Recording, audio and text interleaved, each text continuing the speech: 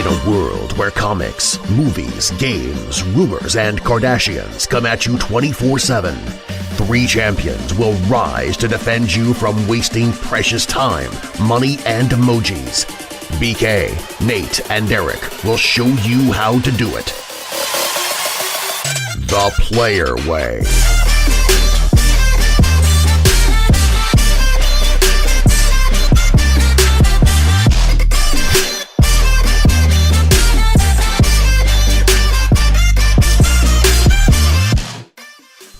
Ladies and gentlemen, and everyone in between, it's your boy BK at Play Life Your Way on Instagram. It's on once again, Patron once again, and I'm with my co-captains, Derreck. You already know it's corrupting the system right here. Majestic. And Nate. And you already know, putting the system back together. Feeling a lot better, too. I was very under the weather last time. All right. So that's what's up. Got a little energy this week. Did you take your little emergency or something? Got a little bit of the sun. You know, that rickets can really bring you down, man. That's what's up. Well, yes, indeed, the co-captains of the Play Your Way podcast is back, courtesy of the Play Your Way network. What you can always expect from us is that we help you curate your entertainment and media The player way. That's right. And before we go any further, with no further ado, shouts out to 562 Comics at 562 Comics on Instagram, part of the 562 podcast. If you ever want to find some interesting memes, dope memes, information about comic adaptations, anything like that, or just be a part of this cool group of people on Instagram that talk about nerd stuff, hop over to 562 Comics because they are indeed the plug. So, now that we got the marketing out the way, what are you guys up to this week? Well, I figured I'd, as I usually like to reduce it down to and say I'm also a consumer and customer of the Player Way podcast. I took your guys' advice on and decided to step into Narcos and start that series. Now, I know I'm a couple years behind and just now getting into it because season 3 just hit the shelves. But I am definitely hooked. The scene in which he tells all the new guys at the border all their names and how your daughter just got her license, right? And how's your mom getting out of the hospital? And just clearly shows that he has eyes everywhere. And this is back in the late 70s when he couldn't just there was no Google. Tag. Yes, he literally admit he had eyes everywhere. And do you know how hard it is to like recite all of that information? That means he either rehearsed it or he intrinsically knew it for a long period of time. Yes, it wasn't new. Can you imagine? I'd like to see that scene of him just pacing around, practicing this speech. And then you're going to say... Exactly. Constantly like looking at his notes. Okay. But I'm definitely enamored with that one. And another, actually kind of on a lighter note, is this show called Border Town on there. I don't know if either of you guys seen it. It's been on there for a while, but this thing is hilarious. It's a show about this town called Mexifornia, right on the border of Texas and Mexico, and it follows this guy who's a border agent, just in essence this loser, and he just is the prototypical patriot. And this show is as racy, if not racier, than Family Guy. Like, there's some things said in here that I've dropped my jaw and I'm like, did he just say? Yeah, they just made a joke and said only Mexican babies under 6 days don't work, and then a Mexican baby walks in and hands him a plumbing bill. Like, stuff like that. And I don't know if that's gonna technical difficult to me, but because I'm quoting the show, but it's jokes like that floor me. I'm like, did that just happen? Like, and they don't even. You're gonna make me go watch this show after this. It's funny. Wow. And it's humorous. They're just 20-25 minute episode, but I started it and then I've just kind of been addicted. I was like, this is hilarious, and we both watch it. So it's actually a pretty good look. If I know you guys appreciate the humor of Family Guy and all Seth MacFarlane type of things. This is that with a little bit of seasoning, some Mexican spice, if you will. Ooh. Aztec warrior, Dato. Want to look at those lights with that? Yes. New Orleans 2015. That's right. Dato. That's what's up, man. So, Nate, what you up to this week, man? I watched a heartwarming film about a clown teaching a group of kids the power of overcoming their fears and friendship. Oh, is that what it was about? Fun for the whole family. Well, Derek, did you watch that? Yeah, I went and saw that last night. Well, let's go ahead and get that box office hustle drop. What do you think, Derek? Yeah, let's do that. Quiet on the set. Can we please have quiet on the set? Yes, can I have your attention, please?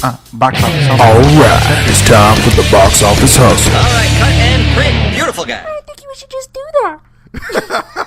You're so stupid. How did you do that just now? I don't even know. It just happened. It just happened. Box office hustle. Take it away, Derek. All right. We have a remake of the Stephen King TV series special back in the good old days, which was a Wednesday, by the way, of It, which follows the devious machinations of a creature, in essence, haunting the town of Derry, Maine. And as you know, Stephen King, usually a lot of his stories are up in the Northeast. But this adaptation is extremely true to the book, extremely true to the movie, and I love how they told this story.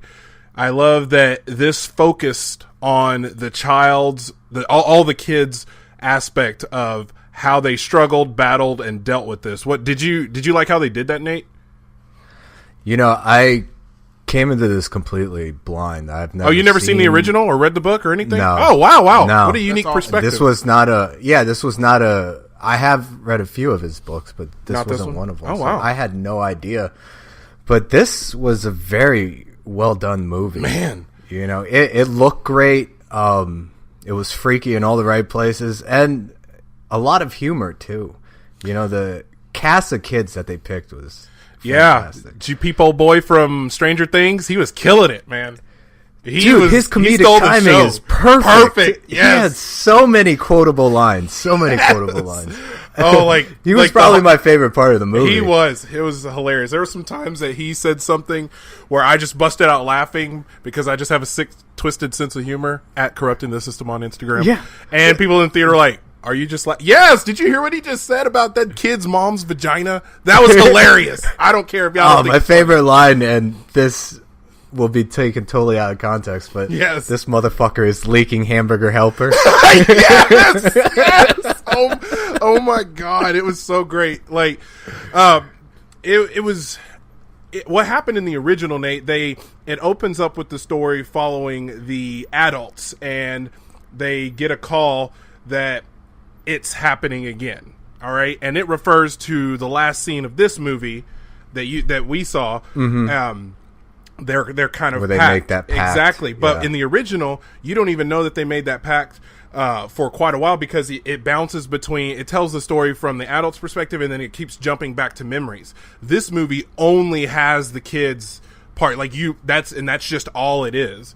So I really like how they did this, because it timelined it perfectly. Nothing against the original. I know that's really how Stephen King does a lot of his books and movies. But this was incredible. Like, the special effects were next level.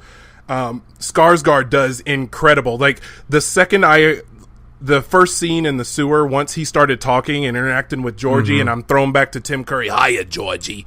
I immediately had my respect for Tim Curry on the shelf, and I was completely committed to Skarsgård doing Pennywise. He nailed it. The eyes, dude. The eyes. Oh my God, man. I'm not even freaked out about clowns, but I can understand how people in the movie were just like cringing at what they did, because there were just some serious moments in this where I'm just like, I am not okay with what I'm looking at. This is just terrifying. Absolutely terrifying. I need 6 other friends to get me through this. Yeah, and they did like the horror of it very well. You know, Yes. like you would see Pennywise, but he wouldn't do anything out of the ordinary until, seconds later. Yes. And then that's where it really gets you. Oh, man. And you're so tense just waiting for it to. Yes, because you Like, just what is know this gonna you just be? know it's coming. Yeah. You're just Yeah.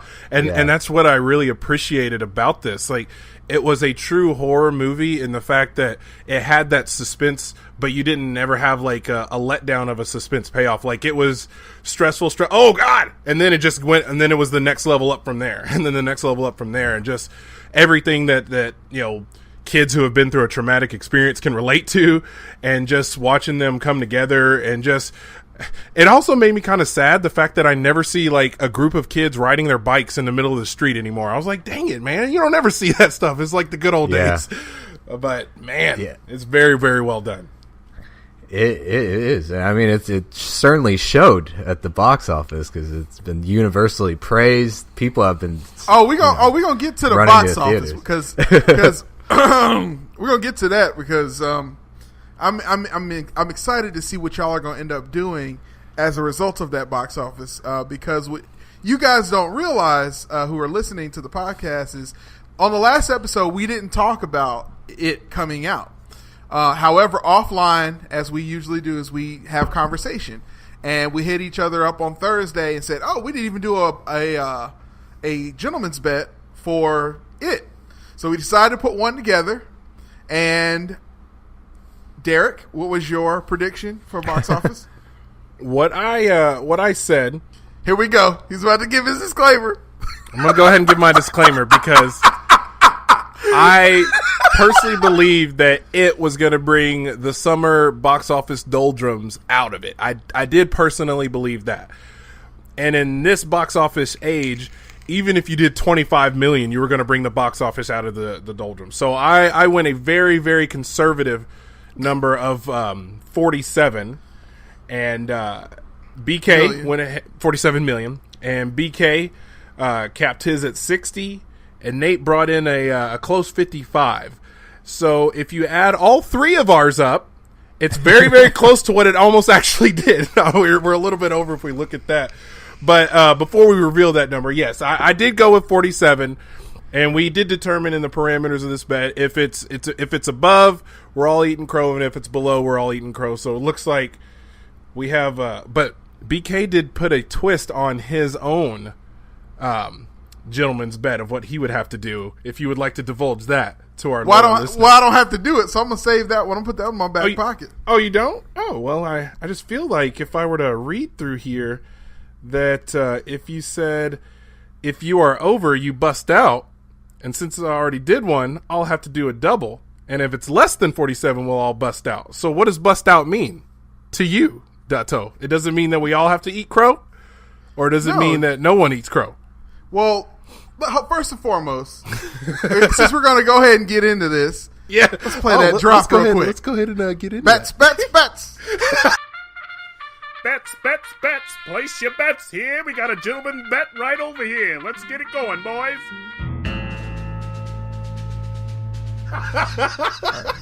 All right. Got your bets here. Yes. Nate is so good at 40s reporter voice. Yes, Derek, you are correct. We do have a gentleman's bet over here, as you usually say in that so eloquently in that drop every single week. And so let's talk about what were the final numbers. The final numbers of what it actually did. Yes, comes in Box Office Mojo, our favorite place to get these delicious numbers, at 117,150,000, and that's as of the time of this recording. Okay, per Vegas rules, what bust means, Price is Right rules, closest to the number without going over. Going over means bust. Okay, so I am the closest to that number without going over. Well, if I read this, Derek asked to clarify. He said, meaning that if it's $60,000,001, you do another nuclear challenge. Indeed. Oh, he Indeed. brings in the And since I've already done one, I'll have to do a double. Nate with the stenographer prowess. BK with the frozen face. And then Derek goes, got you. I'm in. Okay. And then you go, and if it's less than 47, we all bust out. Right. And there was a handshake emoji. From Derek. Okay, so y'all genuinely think I deserve to eat this with you guys? How about this? What did we do when the last time we were all not close to one? We just with dissolved the Inhumans. Yeah, we Well, I don't know. Before that, like the last time we had one that we all were wrong. Oh, because the girls' trip. Yeah, the first it wasn't girls' trip because we didn't see. Because we didn't even bet on it. No, we didn't see. Well, I know, but whatever we had bet on, but it was the whatever we had bet on, but we didn't realize girls' trip was coming out that weekend. What we usually do is the person that's closest to it is the winner, without going over. That's usually the rules. If I misread that, then yeah, I misread it. Because why would I volunteer to eat when I would be close to being right? But that wouldn't make any sense. Yeah, but if you misread it, you did misread it. But then again, you're almost like it almost did twice what you predicted. So even in if we go back and read that earlier conversation, what I actually wanted to say was 80 million, but I did not say that, so I'll leave that alone. Oh, you're going to Donald Trump us? I'm not going to say that BK is the best here, but BK is the best here. And all right, well, since we're not saying stuff that we didn't say, I would also like to point out that last night before I saw it, I did send the boys a chat, like, even though I feel that this is going to do well over 100 million, I just wanted to throw that out there before we looked at the numbers, that I also said that. But it doesn't matter because I locked myself in at 47. So what are we going to do here with a misread? We got to go to the refs. Well, the refs say the only person who would be in contention would be BK. The rest of y'all niggas.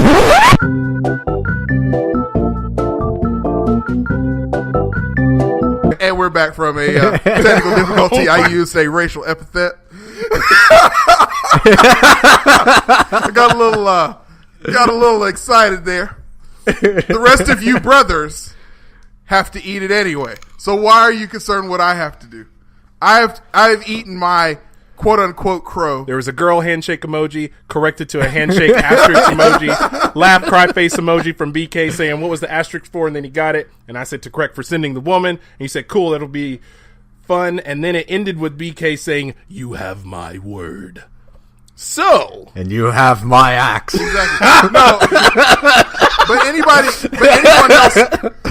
anyone else who's listened to this podcast knows what Price is Right rules mean. If anybody else who doesn't know what they mean, then that's your fault. My bad for confusing you. I the entire time maintained the words quote unquote Price is Right rules. Did I not, Derek? Yes, and I even clarified, so if you said Price is Right rule, so if it goes over any of our set amount, it goes to the next person above us, excluding the person who has the highest. And you said yes. And you said if you're over, you bust out. Yes, if you're over that And number. so you were never over, you were under, yes, but exactly. You were still the closest to the actual number. Exactly. The player way. So there you go. So I appreciate you, Derek. Ultimately, what saved me is saying the words "Price is Right" rules. And what fucked you is when you agreed to saying it. Yes, well, I said if it's $60 million and $1, you have to do nuclear challenge. And y'all know me. Y'all know me. If I legit meant that, I would hold it up 100%. That's not what I meant. I think I said yes before I actually read what you said. And it may have even come in a different I feel like this reminds me of that time where we made a gentleman's bet over a 5-day, and we decided to come up with the fact that if you did know it at the time, or if you didn't know it at the time, you had to honor the bet. And that was a Transformers deal. And then we gave you the credit on the Transformers deal because it still would have made sense because even over a 3-day one, it would have done dismal. So we even gave you credit on that one. And that one had a 5-day release. You remember that? That little smirk tells me. Well, no, that was a different circumstance. But for sure. Yeah. But that one, you were like, oh, I didn't know it was 5-day, but you still made in that one, I didn't know it came out on a Tuesday because movies hardly ever come out on a Tuesday. It was a Wednesday. It was a Wednesday, by the way. But it's only Wednesday. So before we talk ourselves in a whirlpool, drown this out, and repeat Irma status, are you standing on the ground that you weren't 100% sure that over $60 million meant you do the nuclear? And if that's honestly what you feel, we will honor it, and I'll eat another package because I only have one left. As a purveyor of Bob Barker's bravado, I meant Price is Right rules. When I said it, that's what I meant. And that's what I'm standing by. Fair enough. That's how confident I was. It's Drew Carey now, right? And I'll take it a step further. I was doing it for the people in back, older people like us. No, what I was saying though is I would have never, and I'll even sweeten the deal for you guys. I would have never said the words Indeed. that I would do a double if I wasn't already for certain that y'all were going to lose. I already knew that y'all were wrong. I was like, oh, they have no idea. To the point, and to that credit, I even went back and said, no looking at what it is. Because if you had actually read an article, you'd have been like, oh, we're totally off. You said that one. Yeah, you said that earlier, but Yeah.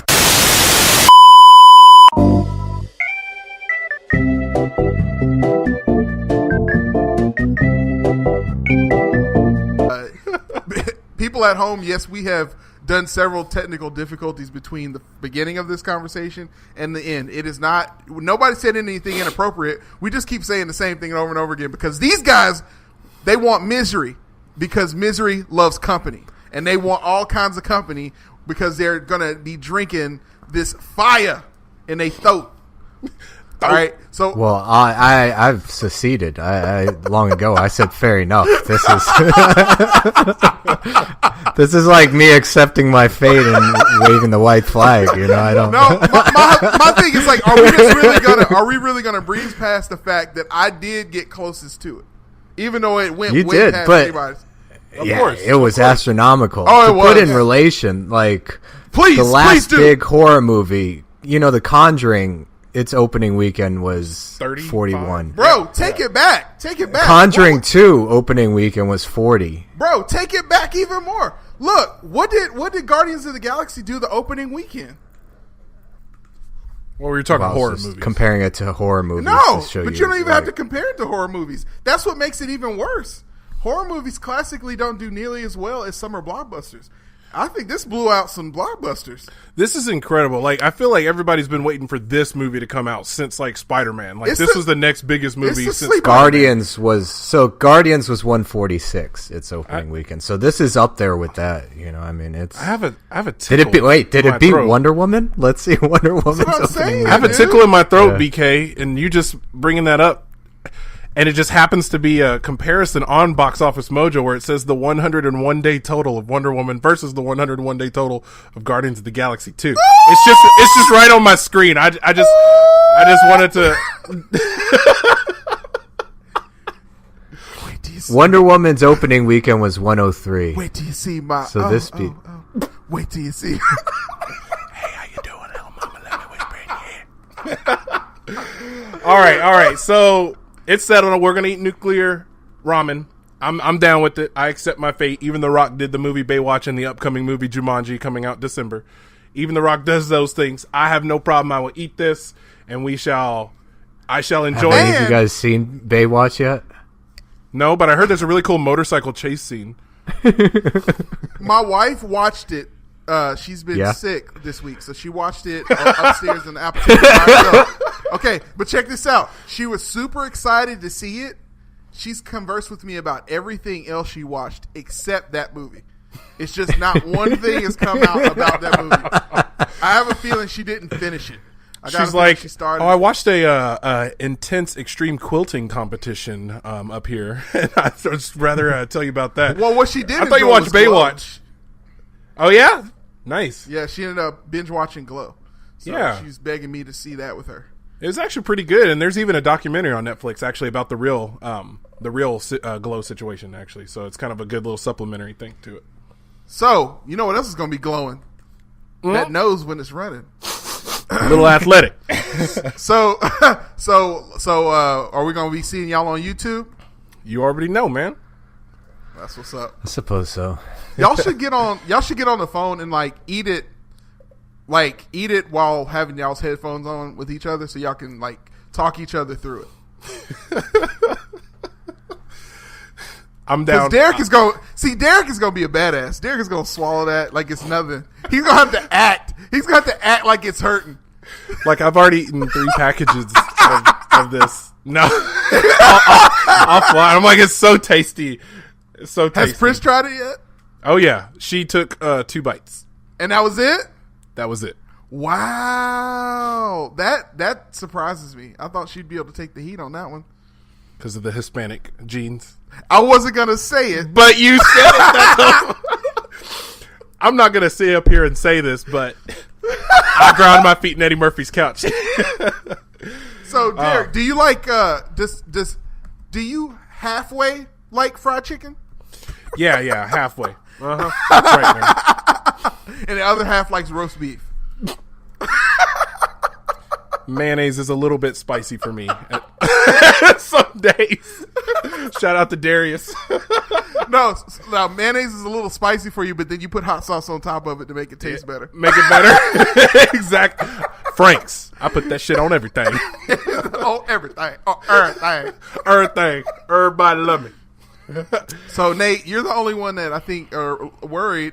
Now, see, I would think part of your heritage would keep you okay with eating the spice. I mean, this brand does come from your home country. Just over time, my stomach has just slowly failed me, and I got to stay away from really acidic foods. He's gentrified really bad spiciness. Yeah, he's gentrified himself. If I could get a stomach transplant, I would get the world's second stomach transplant if I could, not the first, because that might fuck up. Nice. I want to know it works first.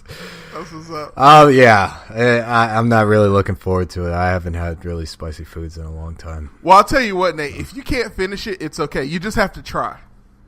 Yeah, I'll try it. Yeah, Not being able to finish it is just as entertaining as finishing it. Dato. I'll go as far as I can. Well, that's what's up. What else we got, Derek? Well, I mean, like I said, those are we just covered a lot with regards to that, but that might make us want to run on over in our other area of the podcast that we like to run down things. Oh, you talking about the sports rundown? The sports rundown. And your then let's do it. All right.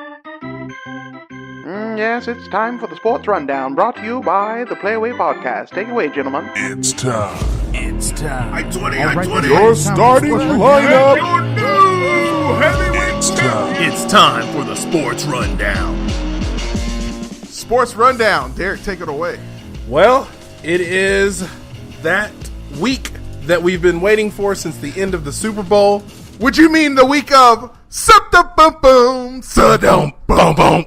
Sup-da-bum-bum-bum, Da-dum-bum-bum.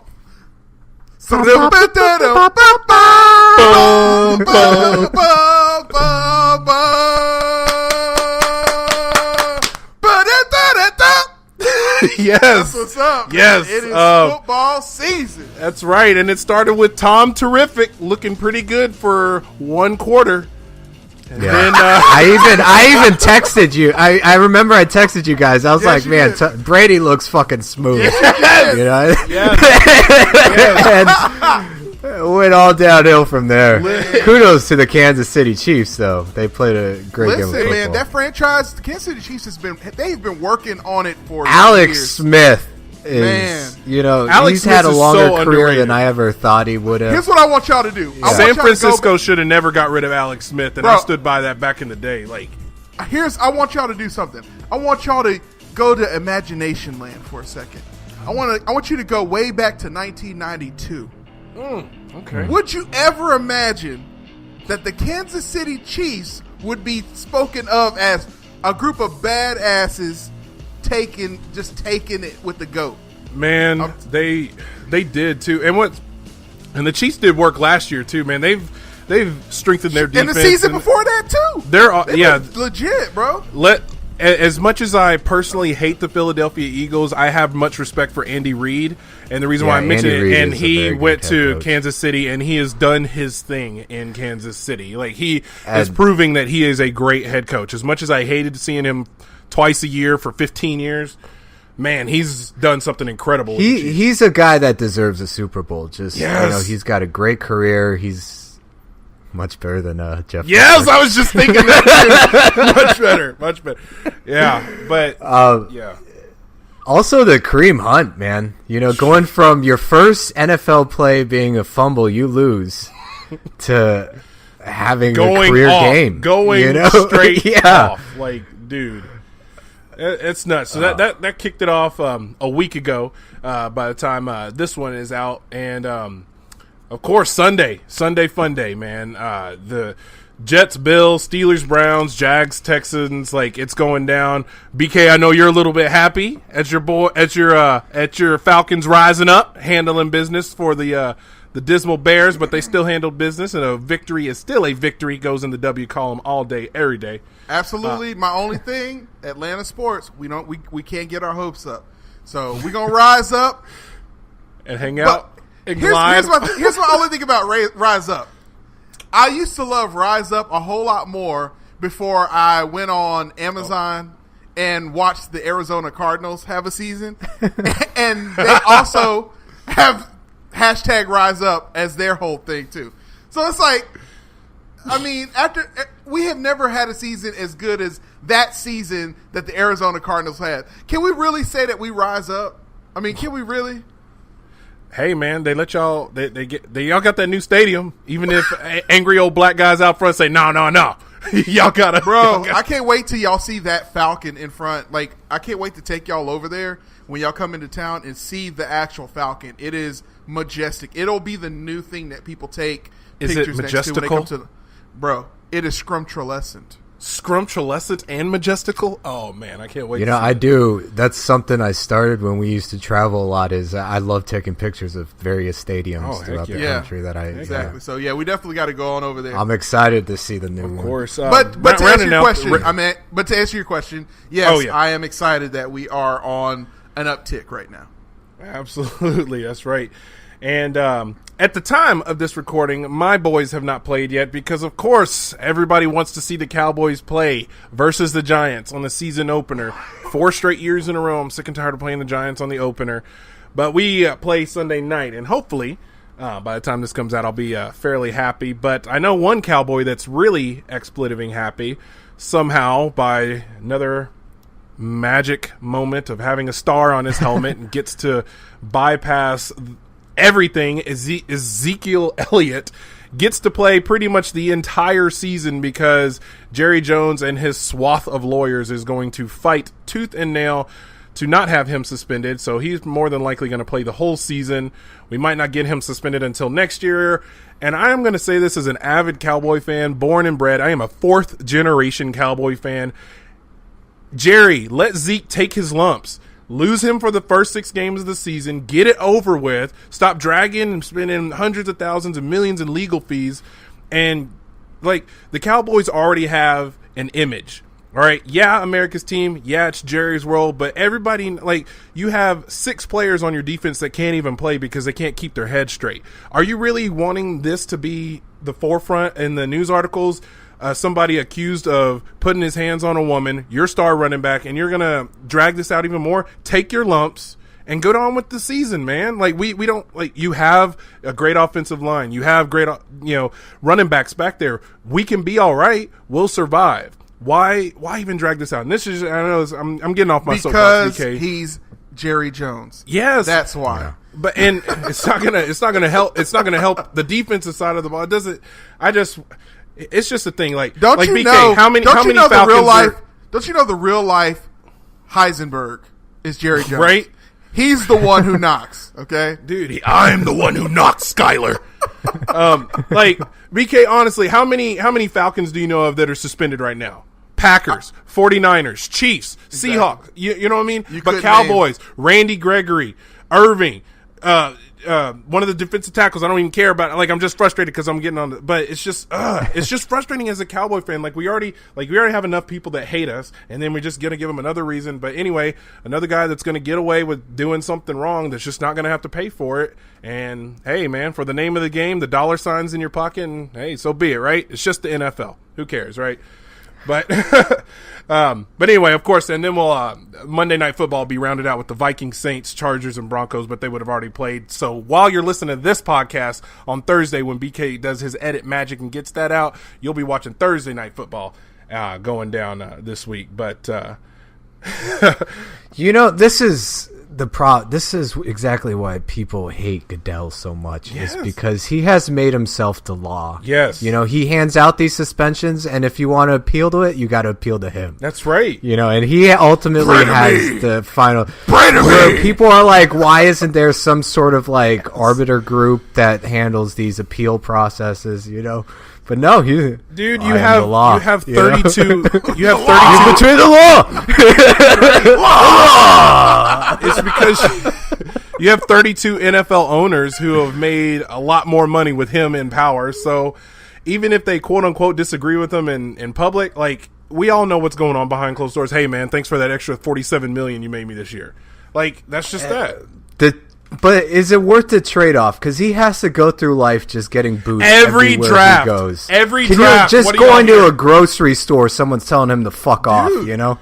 No one likes him. Like, every draft. I remember earlier this year when Priscilla was watching, she's like, why are they booing him? I'm like, because it's Roger Goodell, and he's the emperor. Every time he takes the stage, anywhere, it's just straight boos. Hey, I'm coming I got to imagine that translates to real life, too. It has to, man. Picking up your kid from school. Yeah, y'all exactly. y'all know good and damn well him, Dana White, and Vince McMahon love to have their weekly Scotch meeting.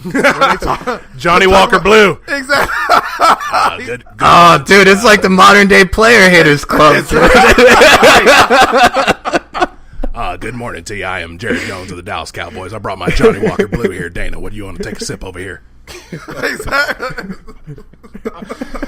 But all in all, I am stoked about being first week of the NFL. I wait all year for this to get going. I'm waiting to see these highlights. I'm excited. I am excited to see what the Falcons are going to do. I'm going to have my eye actually fairly close on them this year because they had a lot of things going on last year that they could have cinched this up, and I believe in them again. My Cowboys are going to have a rough schedule this year. I'm curious to see kind of what kind of products they're going to be putting on the field. But I am, as a number one sports fan of that, I'm super excited about this being that week. So, I'll be immersed in those coming up as much as possible. And speaking of the pimp legion of doom of owners and chair and stockholders of large testosterone-fueled sports, I mentioned the name Dana White, and Dana White was for sure looking for a fight this weekend. UFC 215 went down. UFC 215 that was supposed to be headlined by Demetrius Johnson and Ray Borg ended up getting canceled. Not the event, just that main event. Demetrius Johnson was ready to go. Mighty Mouse, as ears and all, was ready to go. But Ray Borg, who talked a lot of crap leading up to the event, ended up dropping out due to illness. So, it was less than 2 days out from Saturday's scheduled headliner.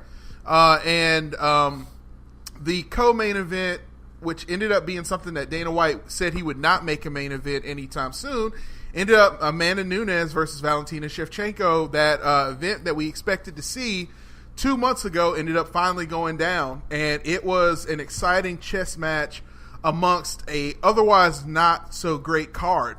Not much going on there. If I was not one of the co-captains of the Playaway podcast, I probably would not have even rented it, but I did get the pay-per-view, and it was a fun little match. Ended up coming down to the last round. Total significant strikes ended up going toward Valentina Shevchenko. She had 33 total strikes, 12 significant strikes. Amanda Nunes only had 15 total strikes and only 6 significant strikes. However, the difference maker ended up being 2 takedowns at the end of the 5th round. Valentina Shevchenko understandably was pissed off, but at the same time, all of the sportscasters who were kind of giving commentary on it didn't quite understand why she was so upset. It was a good match. It was a good fight, but it was a very close fight. There were, again, a total of less than 45 total strikes the entire 5 rounds. I mean, think about this for a second. I feel like this happened a few weeks back. We were talking about that. One of the fights barely had any punches thrown into it. Yeah, we did. And the thing about it is there's more to it than that. The way it, if you go on UFC.com and look at how the card ended up, the judges' card ended up breaking down, what you see is while the total strikes went toward Valentina Shevchenko, total time of ring control, cage control ended up only being, or octagon control is what they call it, ended up going all toward Amanda Nunes. Valentina Shevchenko had 0 seconds or minutes of control, whereas Amanda Nunes had 2 minutes and 28 seconds of control. That's a long time. And here's what that means. If you don't quite understand, you didn't watch the fight, here's how it works. Okay, yes, Valentina Shevchenko had more total strikes. She had more than half of the amount of strikes Amanda Nunes did. But guess who was advancing and pushing the fight the entire time? Amanda Nunes. She threw less strikes, but she was pushing. She was advancing. Valentina Schevchenko, while she threw more strikes, her back was up against the cage more often. So what that goes down to is then when the takedowns happened, Valentina Shevchenko tried this weird hip toss, headlock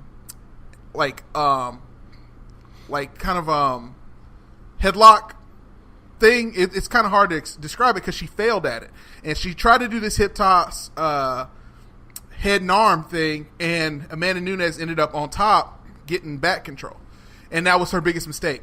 As she was doing it, Joe Rogan said, no, Valentina, you don't need it. So ended up giving that back control to Amanda Nunes, and then Amanda Nunes at the very end of the 5th round ended up getting a double leg takedown that she worked her ass off to get. Ended up getting those double legs down and sitting on top of Amanda Nunes. Ended up getting Valentina ended up hitting from the bottom, but she was still dominated on top of. So this whole fight edged up on 2 minutes and 28 seconds of control that Amanda Nunes ended up having. So shout out to her. I expect that they'll want to do this one more time. Valentina, the player way advice to you is knock the bitch's head off. If you're mad about it, you want people to give you the title. Go get him, Rock. I mean, Amanda Nunes is the champion. You want to go take that championship from her, you got to go get it. She ain't going to give it to you. She ain't going to give it to you. So, yes. Go and get your paper, boo-boo. Exactly. Go get your paper, boo-boo. Exactly. Man, I love that. So, yeah, so that's what went down for sports for us this weekend. Since we did mention something about the Pimp Legion of Doom with Vince McMahon, shout out to John Cena, who had the best week ever a couple weeks ago. He completely buried Roman Reigns. You guys should go on YouTube, Google John Cena buries Roman Reigns. Enjoy. That's all I'm going to say. Derek, what else we got? Well, I think be right about that time to go ahead and mention our network sponsor and maybe hit on those top stories there, because there is one very specific story there that I would love to hear your take on. BK. Well, absolutely. You must be talking about the Play Your Way Network. The Play Your Way podcast is brought to you by the Play Your Way Network at PlayLifeYourWay.com and at PlayLifeYourWay on Instagram. If you want to know what we're working on, the stories we are developing, or if you just want a chance at clicking on some dope memes, click on it. We got all kinds of stuff going on, including the Hot Ramen Challenge, doing some rehashing of old guys getting their ankles broken and sending them out into space with a shooting stars meme, and we even got a couple of extra things that you may not know about. So go on Instagram at PlayLifeYourWay, click on the link in the bio, get to our link tree, which will then take you to PlayLifeYourWay.com. So what we got on the website today, man? Of course, as always, Top Shelf, our legal episode 21, drinking that. And legal! That's right. Legal, bitches! You already know. And we do have a new writer on the site, so I'll let you... Wait a minute, guys. I am the Play Your Way podcast, I'm finally legal. All right. And I got fireball shots. And another fireball shot. And an interior decorating degree. Shut up! I love you. And you studied a semester abroad and came back very cultured. Because travel. Hashtag take me back. Guys, you don't even understand. Travel just enriches who you are as a human Are your being. CDs in his truck? And for the record, they pronounced it Barcelona and not Barcelona. Yes. Like Ibiza. Shout out to Paulius Danaskis, man. You are living life the player way. That's right. Bringing us back, we had a games tech article on the new upcoming game Agony, in which you are actually tasked with the... Well, I guess I should have said... commissioned with the task instead of tasked with the task, because that's just repetitive. But I don't even want you to take this out, because I don't care if I talk myself in a circle. Agony, a game in which you are commissioned with the task to escape hell, and this thing is pretty graphic. Unreal 4. Yes. Yes. Welcome to the Rock, Agent Goodspeed. This is pretty legit. We have a new writer on the site. Ian Parsons took control of that one. We also have your fantasy football guide by Larry the Great, JR, if we go and throw back, because can you sense this? Bow. And then, of course, we did have our best and most energetic cosplayer. Shout out to Scorpio. Scorpion. Dang it.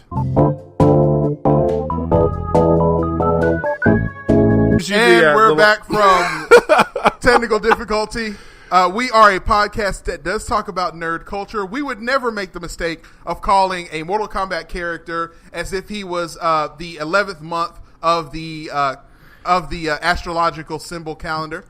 So, which is what I am, and it is the greatest gathering of stars in our known universe, let me tell you. Valentine's Day babies, that's what we are. Well, the red moon is in retrograde, guys. I don't even know what the fuck that means. I don't either. Nobody knows what it means, but it's provocative. It gets the people going. But anyway, and we can blame things on it, you know? Oh, I'm sorry I'm such an asshole. Mercury's in retrograde right now, you know? Oh, yes. But yes, trendy cosplayer. Darius gives you the getting over post-con depression, because we know you guys put a ton of hours and, like, got writer's cramp and designing and hit brick walls and stayed up till 6 in the morning to come up with these outfits, and then you went to the deal and now it's over. So this helps you get over your post-con depression. But the most apropos article that I see right here, and it's like, see it. Is it by Alex D. Maldo? Oh, it is. Ironically, it is, BK. And this byline... Because Alex is the knees of the bees, if you please. He is the knees of the bees. And this byline, after I spit this, I want you to run with it. Because it says, Disney CEO Bob Iger.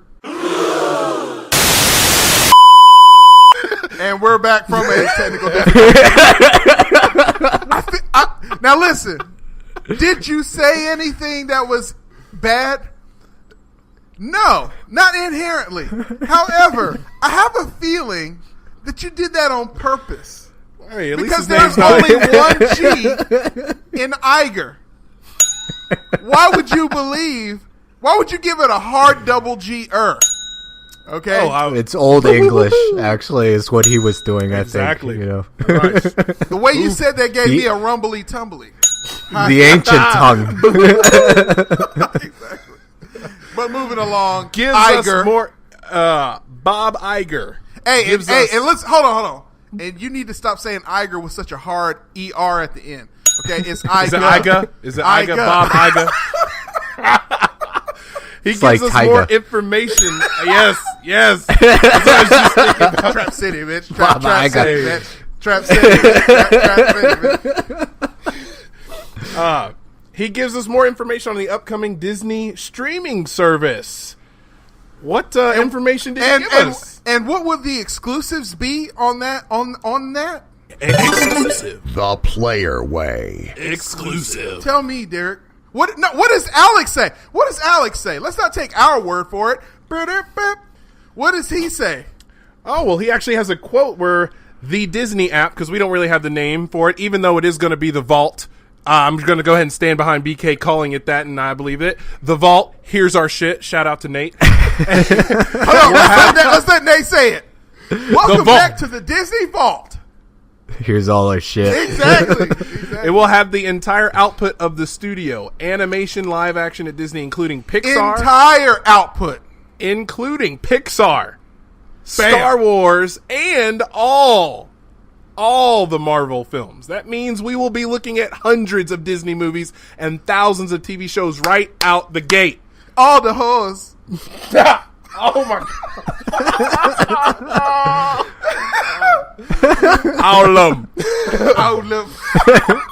And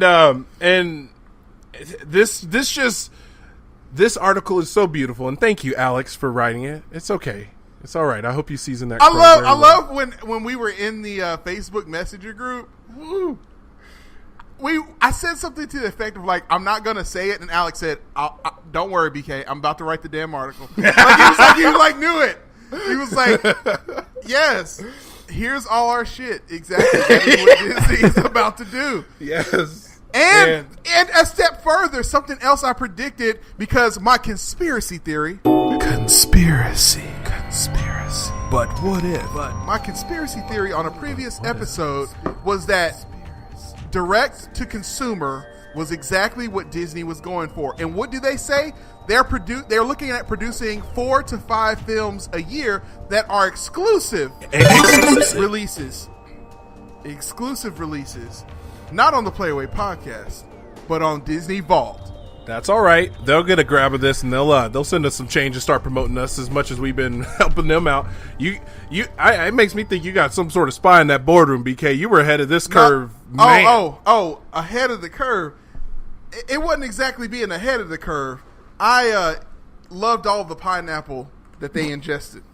And I did it so swell that they hooked us up, man. He's so serene. Just the back of my throat had to be serene. Relax all your muscles. Oh, well.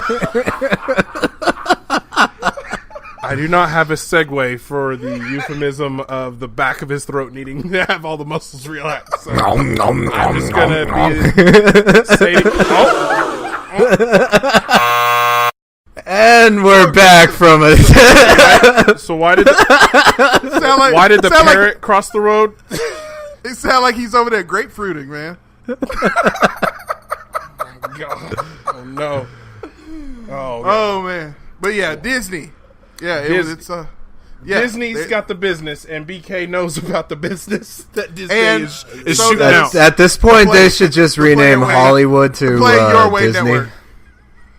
Just rename Hollywood to Disney. Anything Hollywood, just, Control F, find and replace Hollywood with Disney at this point.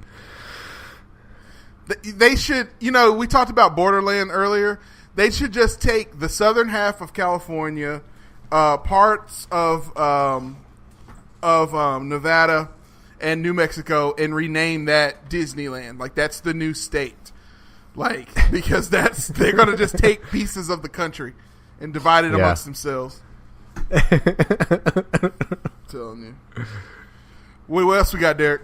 Let's see. What else we got? We did have a show premiered this week. I believe this was season 7 or 8 of American Horror Story. Comes on Tuesdays on FX. Yes. I did watch that Cult. premiere. Yes, Cult. And what Cult is actually going to be doing, it's going to be addressing all different types of fears, phobias throughout the season. And they start off pretty strong in this one where the main character has kind of like a relapse. Apparently she has several different phobias that she's gone through years of therapy to get over. And now she's lost all her mind, and to the point where her son showed her a comic that just had a picture of a clown in which she was reminded that she was terrified of clowns, and she breaks down, and then there's the whole fear of like holes, and she starts hallucinating. Of course, American Horror, stays with their whole bloody and gory theme, and this does not disappoint. I'm interested because the whole idea of there's a few of those things that make my skin crawl. I'm not a big fan of like holes and stuff like that. Well, and what Derek is talking about when it comes to holes is the viral campaign leading up to the release of episode 1 is if you went on social media or you watched, I just said social media. Let me be more specific. If you went onto Facebook or Instagram or on Twitter, you would see these little screen grabs of a clown's face, and they would have a nose, and the nose would have these small holes all over it. And what that's getting at is there was this Snopes campaign. If you go on Snopes.com, you'll see that there's this these little ads that you would see from time to time all over the internet talking about phobias of holes. And what it would do is it would show a person's skin, but what it would be is it would actually be like this this plant, like photoshopped on their arm that had all of these holes on it. And it wasn't actually their skin. It was just photoshopped to look like their skin. And what you started getting is you kind of got like this creepypasta-esque kind of following of this type of meme that you would see, this kind of non-comedic meme that you would see online. And so Snopes helped people realize that it was Photoshop. It wasn't actually happening, but then it gave rise to people looking for these diseases that could possibly cause that. So what are we seeing is we see these clowns with these noses that obviously are prosthetic and aren't real, but yet they have these holes, these porous holes all over them. Just enough. Yeah. Enough to really make your skin crawl. Exactly. There's a meal that she's eating later that naturally has holes in it, and she freaks out. And this actually starts out pretty strong. It takes you right back to the election of last year, like straight up with a Trump campaign video and then a Hillary campaign. So it brings out all those emotions that we all had about a year ago about that, surrounding whatever side of the fence you're on. I don't care. It's a whole system that I'm going to corrupt my best. Project Luna, stay on the lookout. But the whole thing, it takes you right back to it. Just to let you know. And they also do a hashtag TBT, because we're tag teaming this right now. They also go back to a previous season of American Horror Story with Freak Show, because the main killer, the main bad guy in that season was this killer clown. So you never knew what happened to him. And so this cult kind of has, almost as if they are following in the footsteps of that clown that was the serial killer. Precisely. And there is a whole murder thing that's going on that we're going to have to investigate, but we're not sure. Murder. Kill, and murder. Murder. Sex, murder. People have sex and then they murder. Shout out to Chosen. Is that true? Exactly. Oh my God. Nice one. But yeah, it's interesting. Last year's American Horror Story was also very, very, very different. This one, it looks like they're kind of back on track with a more unanimous vision, because I did enjoy last season, but I feel like halfway through the season Josh Whedon does and just be like, even though they totally changed, and I was into it, but they could have done that the whole season instead of just waiting till episode 7 to do this one. It seems like they have a really good idea. I'm excited. I'm frustrated that I can't just binge watch it and I actually have to wait a week. I feel like I'm some sort of savage. I just want to go to the TV Guide channel and wait for it to scroll and tell me what's coming on this week. It's so undignified to have to watch television this way, don't you? You feel like a pilgrim, don't you? This is what the Pilgrims brought on the Mayflower. Absolutely. But don't ever Google trypophobia, because it still makes my skin crawl. I knew that's what you were doing. I'm disgusted over here. I'm disgusted over here. I told him, and it still did it anyway. I can't help it. I'm just disgusted over here right now. Like, I want to tear all my flesh off. I don't even like any of this. Yuck. I'm disgusted. All right, so what else we got? Let's see. Well, after that, don't ever look up mango worms, BK. Don't ever look that up ever in your life. All right? All right. No, let's kick it to Nate, man, because we have a couple moments we can holler about. Yes, absolutely. We do need some moments of silence after all of that creepy bullshit. Why am I still looking at this picture? Next. Got a couple film-related moment of silences. First one being Colin Trevorrow. Anyways, that guy. He was announced director of Episode 9, I want to say like a year and a half ago. Star Wars Episode 9, to be specific. Star Wars Episode 9, and he got fired. Apparently, I guess rumor has it, Kathleen Kennedy, who's in charge of all things Lucas now, just didn't like him.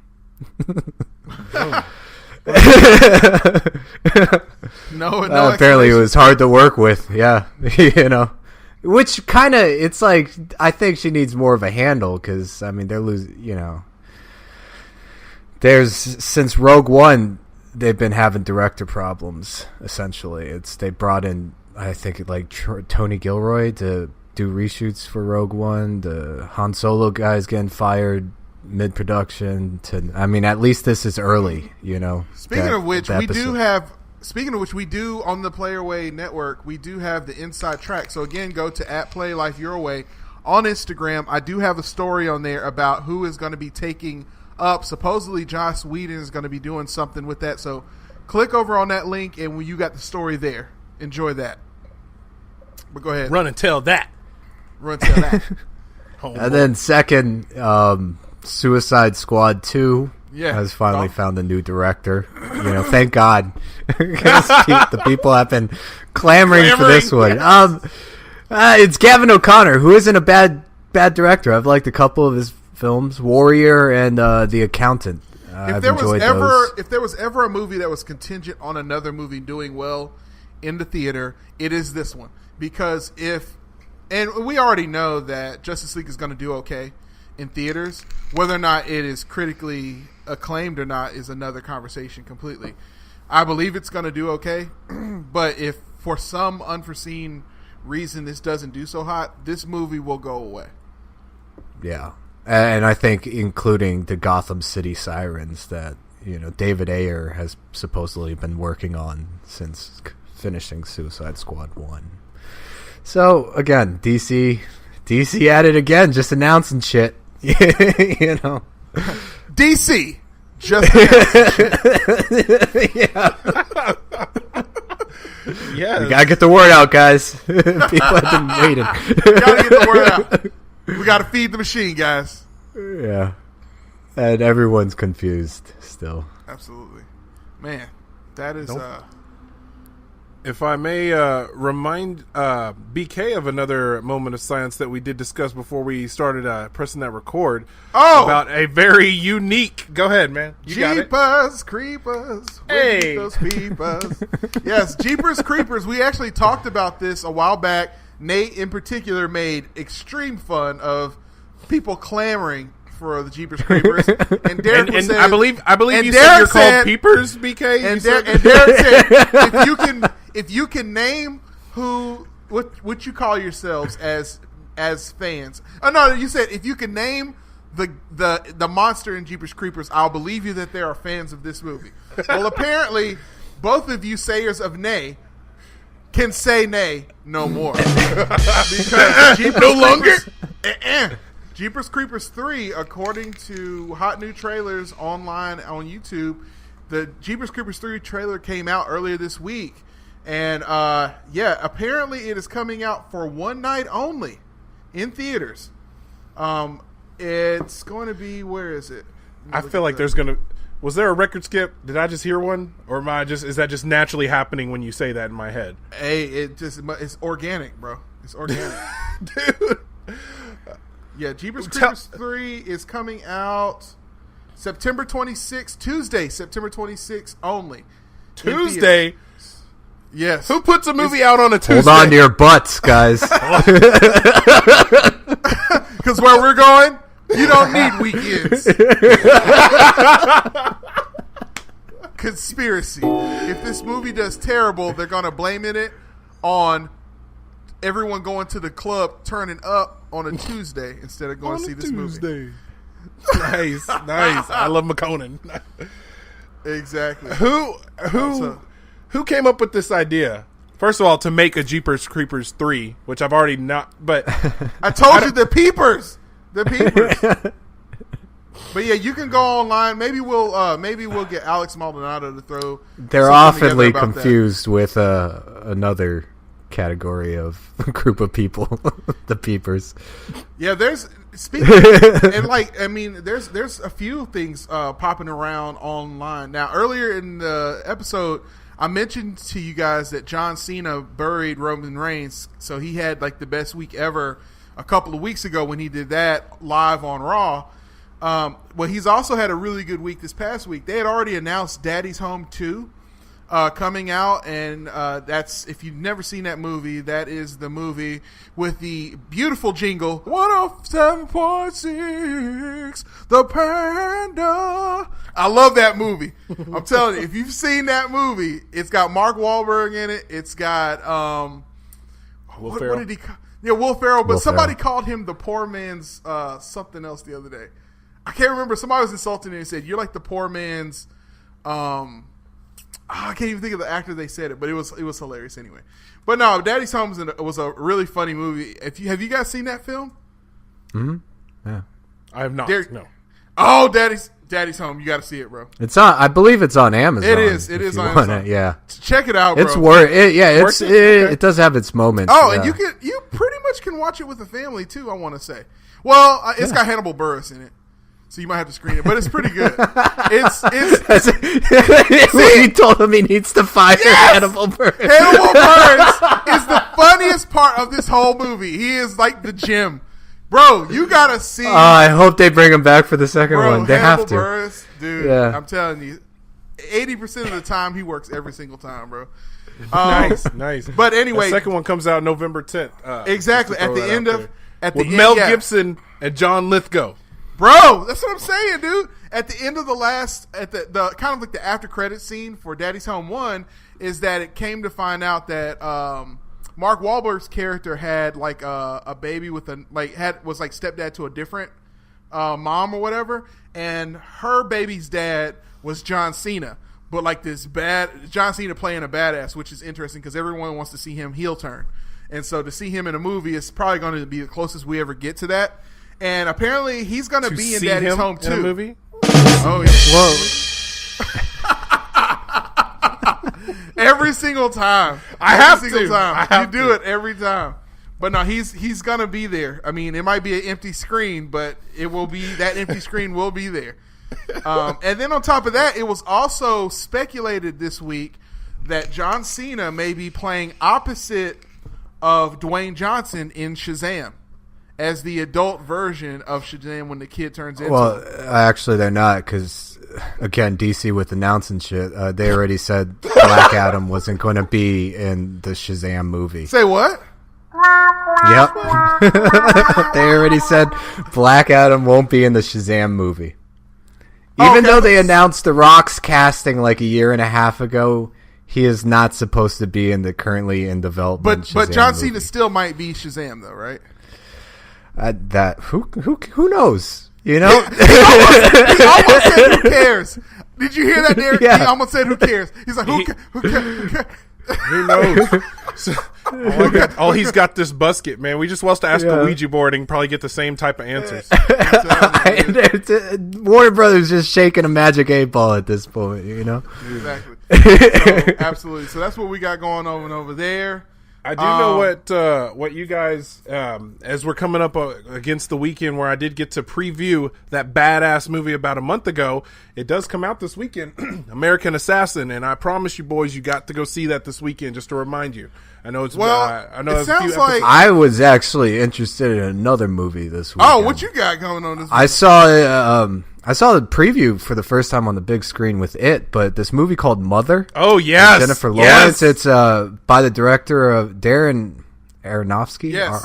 Aronofsky, yes. Yeah. That looks real good, actually. That looks crazy. Which one do y'all think is going to do better in theaters? Oh, that could be a gentleman's bet. Huh? Well, after it came out and probably put people in the horror mood, people might want to follow up with Mother. But honestly, I don't think a lot of people know about Mother coming out. You just found out about it. I just heard about winning it last the weekend week. again. Yeah, it'll probably win again. Of course. But yeah, I'd like to believe that American Assassin will do better. So, predictions. Let's roll that beautiful bean footage real quick. Bets. Place your bets here. We got a gentleman bet right over here. Let's get it going, boys. We're looking over here at American Assassin, which I do expect to do a little bit better than Mother in theaters. Yeah. What do you I'm guys trying to expect? look at...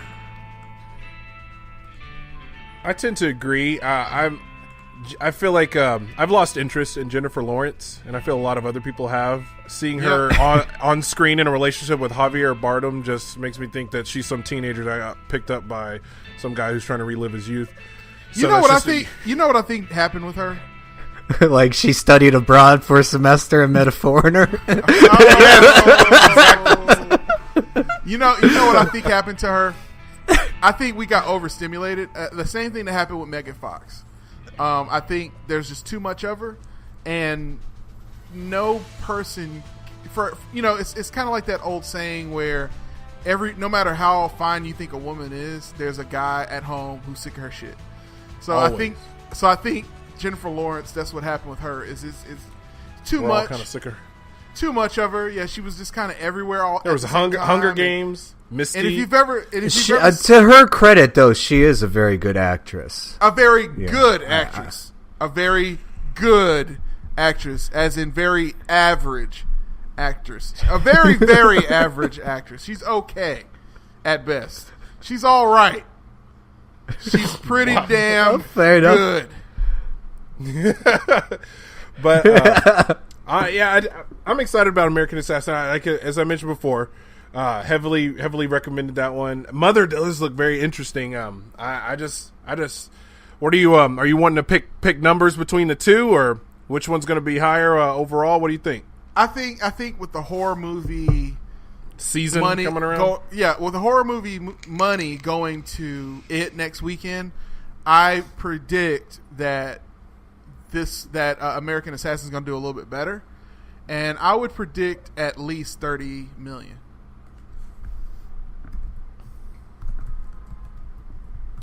I concur, Doctor. Who's the director of American Assassin? Michael Questra. What has he done before? What has Michael Questra done? You're telling me you don't know? He's known for Kill the You don't Messenger. even know. 12 and Holding. Lie. Yeah, not much. Honestly, Nate. He's has a lot of.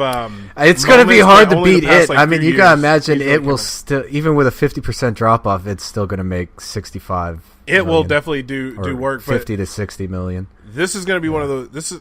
This is a badass movie, though, Nate. I assure you, you'll want to see this. It will. No, I agree with you. It'll probably do better than Mother. I don't think Darren Aronofsky or Arada.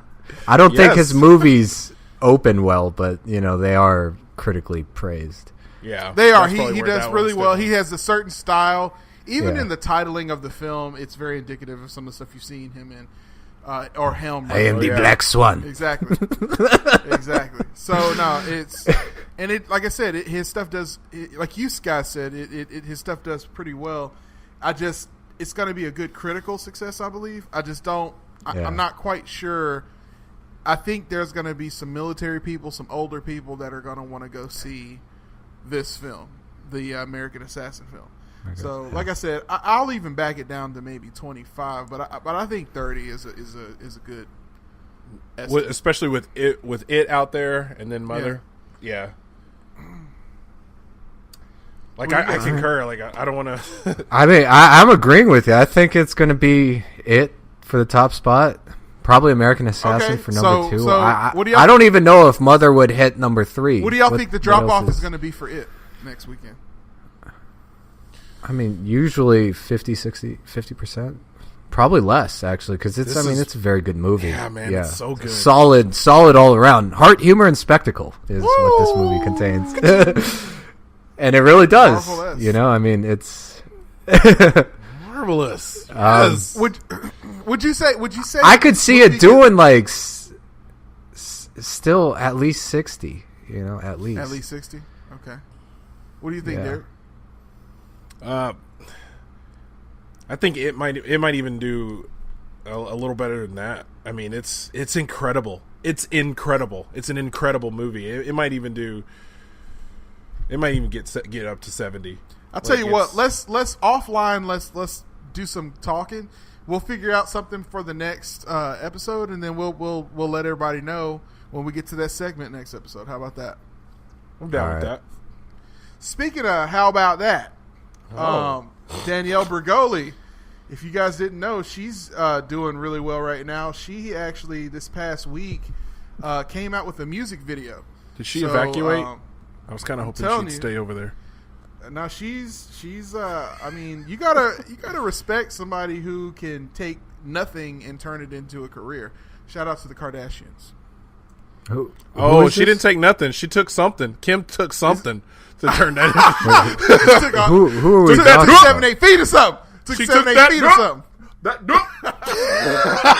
No, Danielle Bergoli is the How About That girl. Cash me outside. How about that?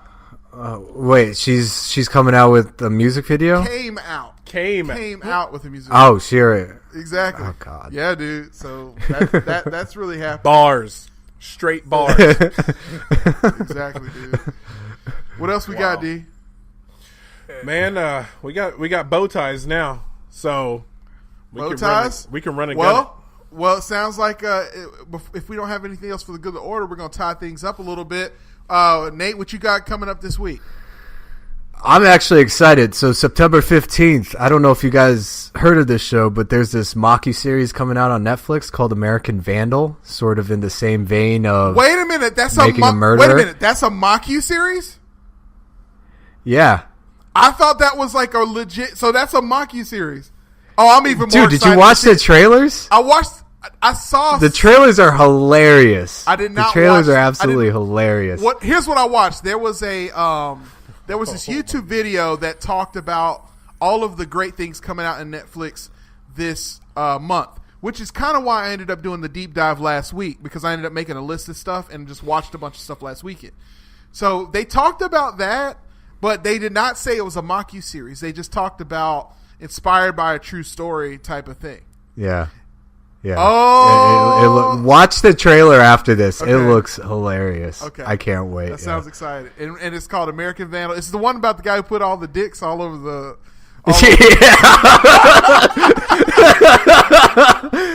And the trailer plays it so straight too. Like it's the music and everything.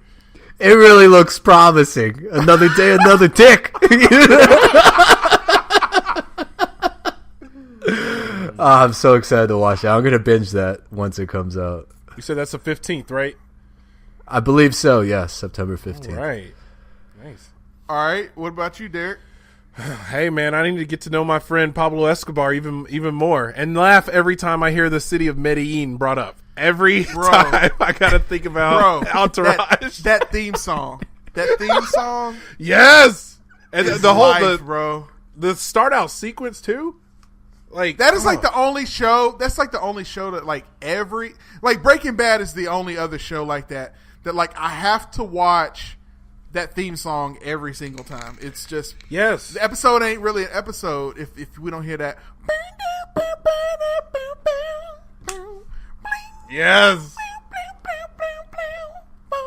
I'm telling you, boy. That's it. Well, once bro. again, thanks to you guys for suggesting that one. Also, shout out to Eric Staggs for following up with that one, telling me specifically that I should go ahead and get onto that one after you guys were talking about.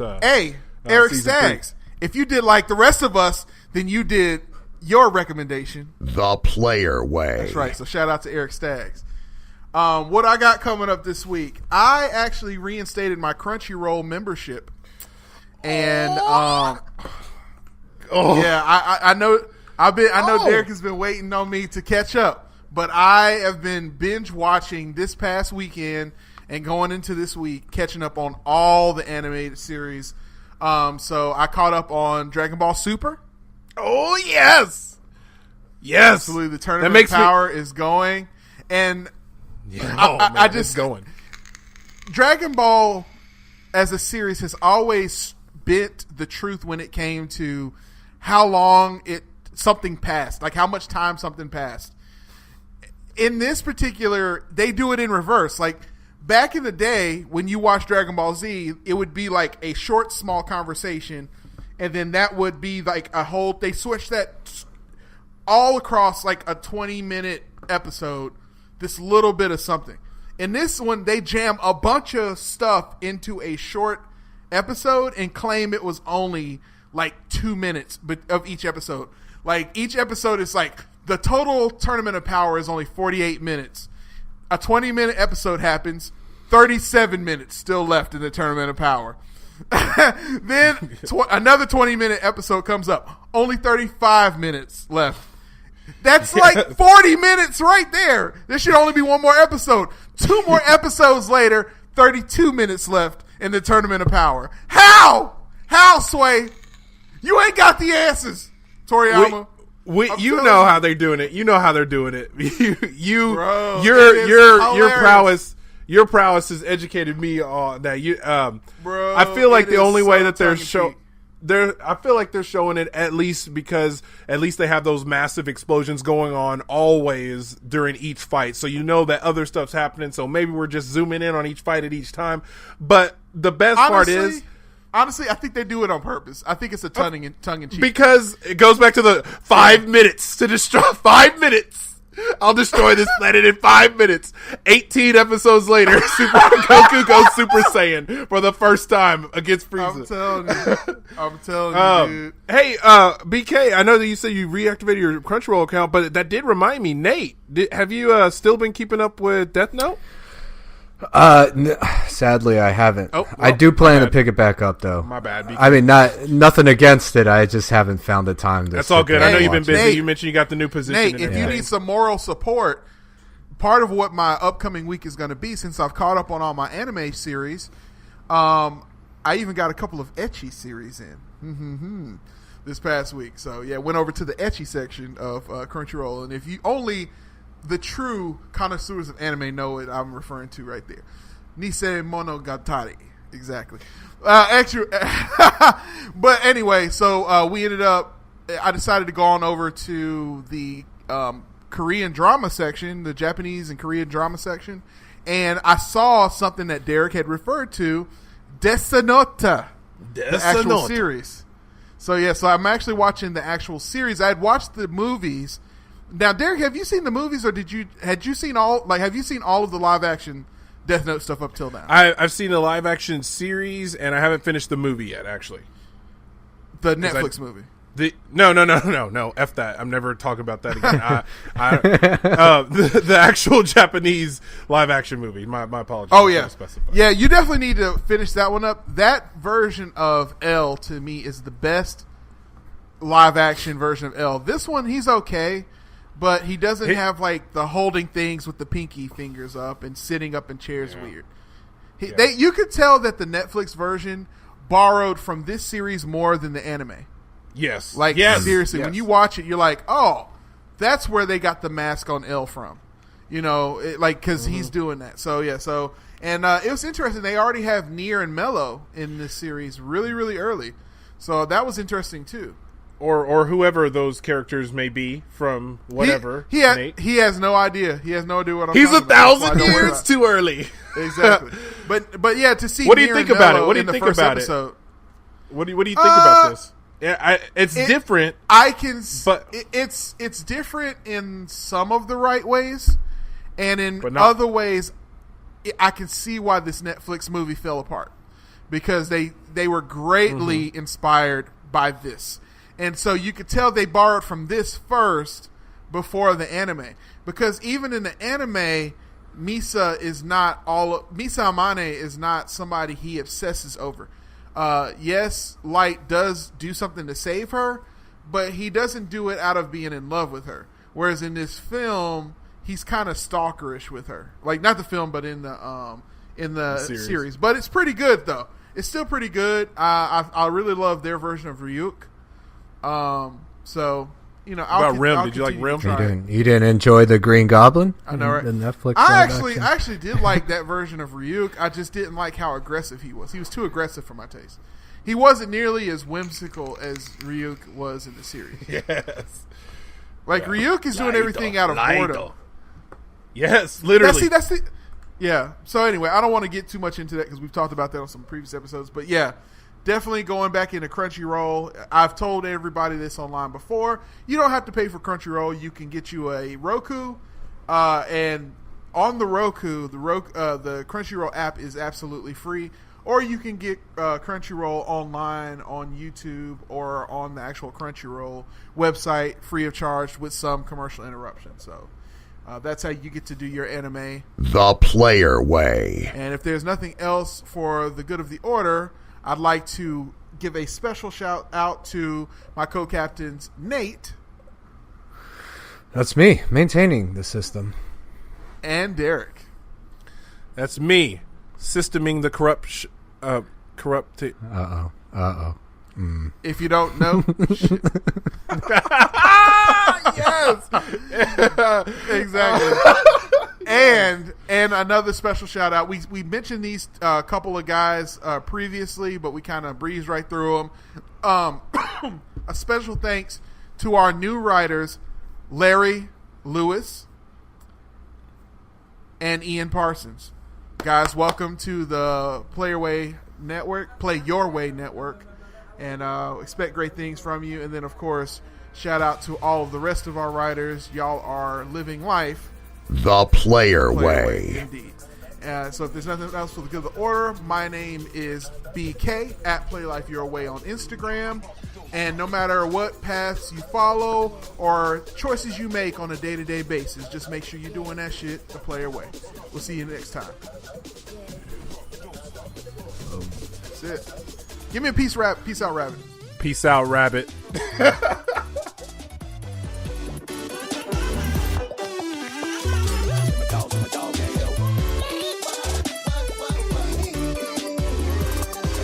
Thanks for listening to the Player Way podcast. Recorded in a single take from Los Angeles, California, Dallas, Texas, and Atlanta, Georgia, by Nathan Petersen, Derreck Lewis, and BK Jackson. Our opening theme is titled Bound by Ricky Remedy, courtesy of Elysian Records, and our closing theme is titled Coconut King Diaries by Xander, spelled Zahnder. You can find this music by both Ricky Remedy and Xander, and many more tracks on SoundCloud. And remember, no matter what choices you make or paths you follow, just make sure you do it the player way. See you next week.